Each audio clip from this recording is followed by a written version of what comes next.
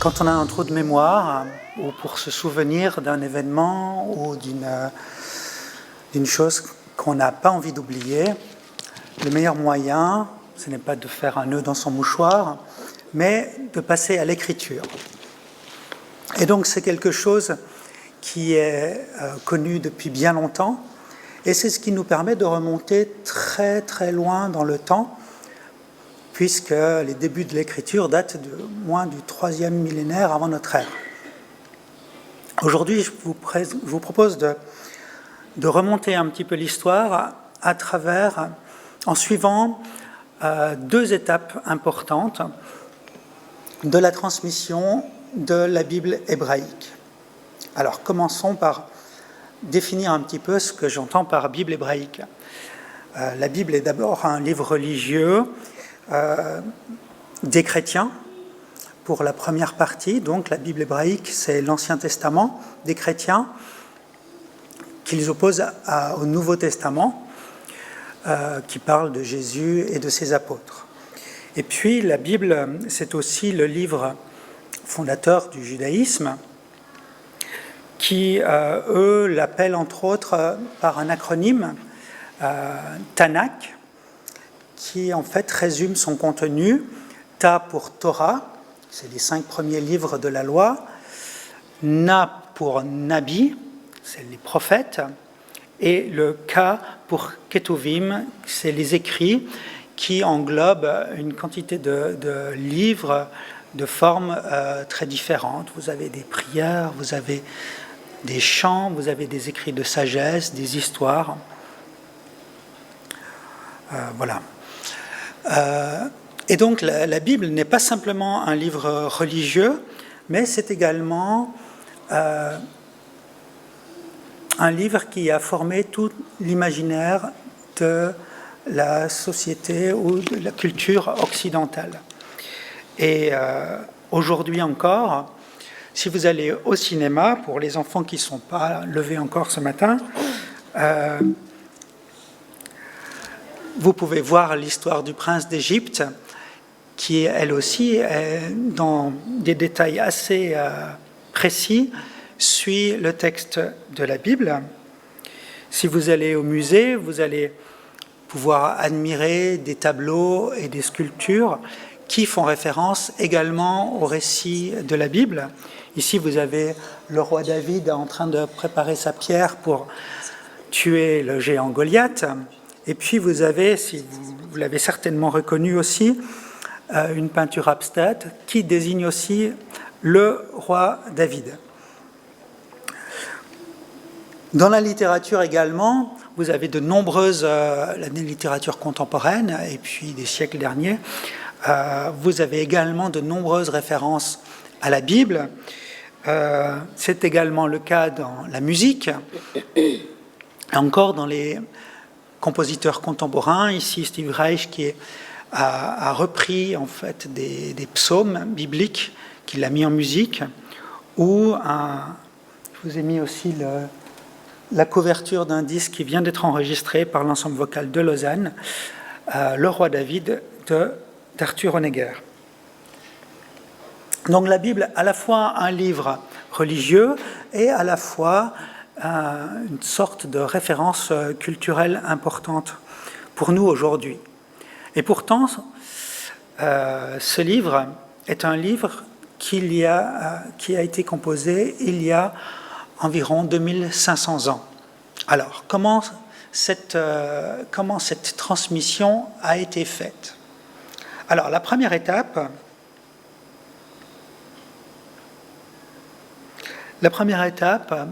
dont j'aimerais parler avec vous aujourd'hui, c'est la découverte des textes, des manuscrits de Qumran, il y a cette année tout juste 70 ans.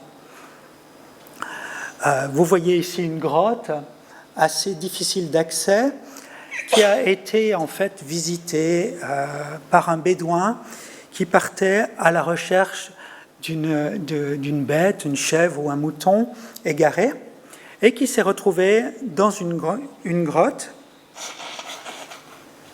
et où il a découvert ce que vous voyez ici à l'écran. Donc pour vous faire une idée un petit peu de l'échelle, vous voyez la main avec le pinceau à la gauche de l'écran. Et donc, ces manuscrits ont été d'abord mis sur le marché noir, et puis on s'est rendu compte qu'il y avait quelque chose d'intéressant, et puis on a remonté.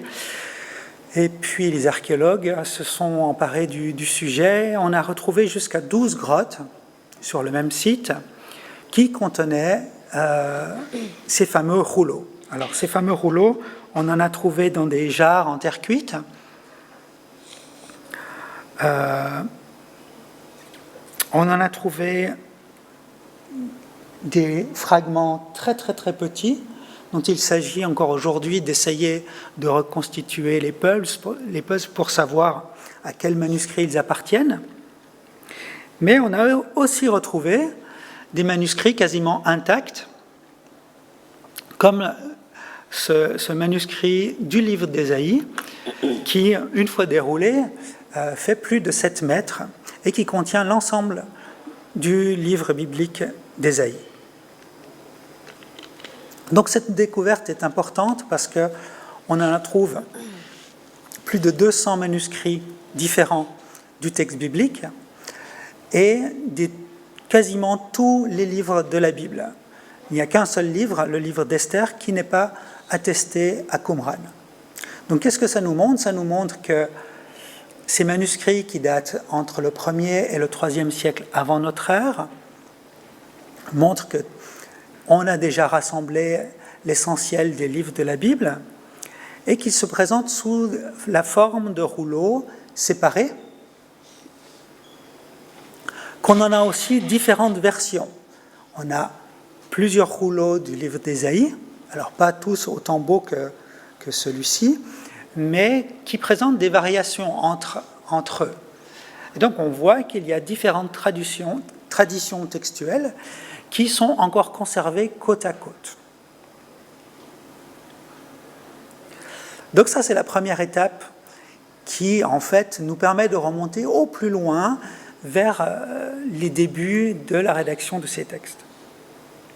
La deuxième étape, eh bien, c'est les plus anciens manuscrits qu'on avait avant la découverte de Qumran, plus anciens manuscrits complets de la Bible qui datent du Xe siècle pour le codex d'Alep et quelques années après pour le codex de Leningrad. Donc le nom de ces codex sont simplement liés à la ville où ils ont été entreposés. Aujourd'hui, le codex d'Alep est dans un musée à Jérusalem, après une longue embrouille dont je vous passe les détails, alors que le codex de Leningrad est à Saint-Pétersbourg. Quelle différence entre ces textes, ces deux codex, et les textes de Qumran ? Alors, premièrement, on peut voir 2 pages différentes de chacun de ces supports.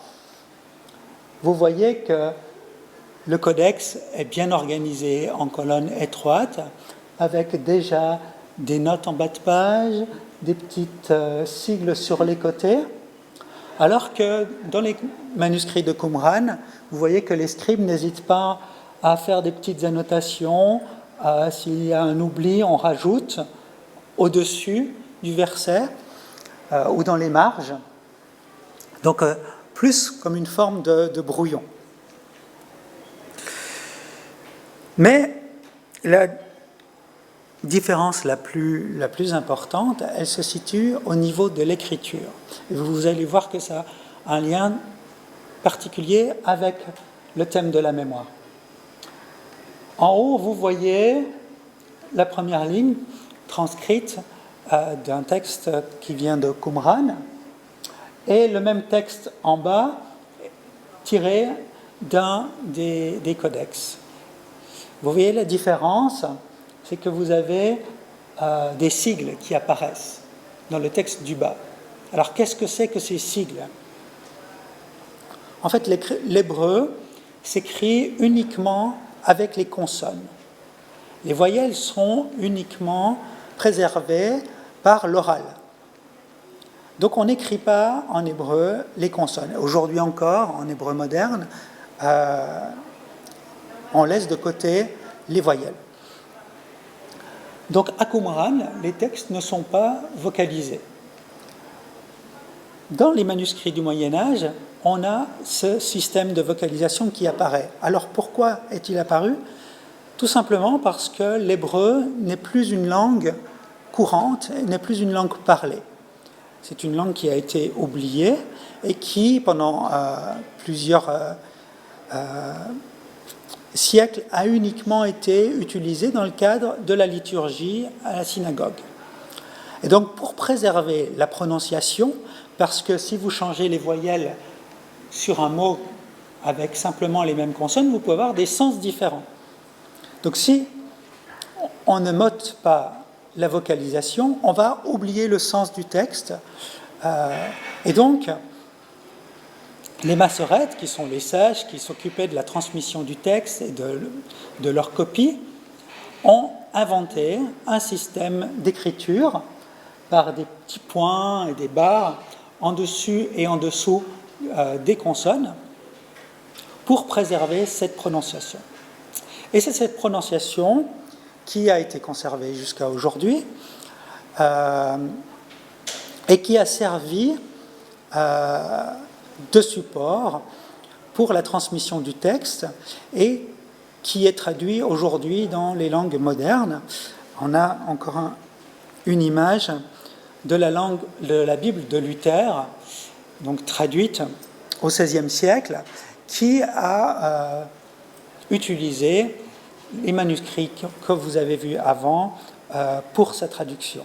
Et c'est pareil pour la première traduction française qui date à peu près de la même époque, une année après Luther, en 1535, par Olivetan. Donc vous voyez, par la comparaison de ces différents supports du texte, on voit, et ça je ne vous ai pas encore dit, qu'en fait, même s'il y a des différences, le texte a été préservé. C'est-à-dire que si vous comparez le texte de la Bible hébraïque aujourd'hui à celui de 200 avant notre ère retrouvé à Qumran, on n'a quasiment pas de différence textuelle. Ça, c'était assez incroyable de découvrir ça lorsqu'on a découvert les textes de Qumran. Les différences sont vraiment minimes, souvent dues à une erreur de scribe qui a confondu une lettre ou qui a attribué une lettre à la fin d'un mot au lieu du début de l'autre. Donc voilà un travail de mémoire sur plusieurs millénaires à l'aide de l'écriture. Merci.